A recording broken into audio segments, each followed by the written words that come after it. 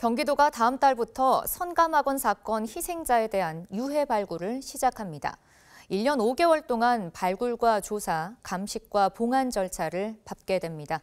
국가를 대신해 경기도가 나선다는 말로 정부의 책임을 우회적으로 비판했습니다. 이재문 기자가 보도합니다. 지난해 10월 선감학원 아동 인권 침해 사건의 안매장지입니다.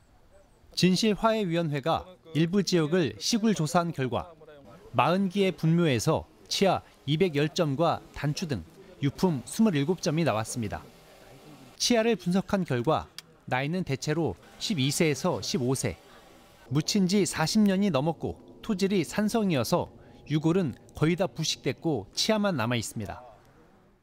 이것을 정부에서 받아서 경기도 또는 행안부가 받아서 계속 진행하지 않으면은 이분들은 다시는 땅 밖으로 모실 수 없는 상황이 됩니다.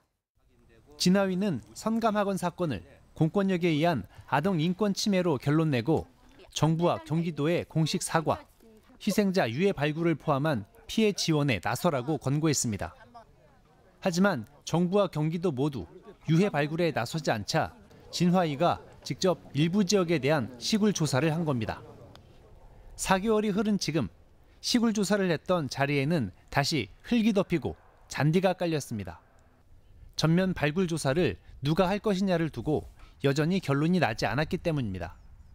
김동연 경기지사는 선감학원 사건에 대해 공식 사과했지만 유해 발굴은 중앙정부가 해야 한다는 입장을 밝혀왔습니다.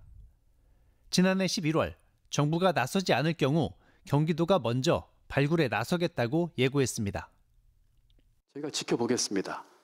만약에 이와 같은 것에도 불구하고 중앙정부가 이 임무를 해태하면 경기도가 하겠습니다. 저희가 발굴하겠습니다. 저희가 지켜보겠습니다. 중앙정부가 이것을 해야지만 앞으로 형제복지원이라든지 또 서산에 있던 여러 가지 문제들 전부 이 예를 따를 거거든요. 김 지사가 이 약속을 구체화했습니다.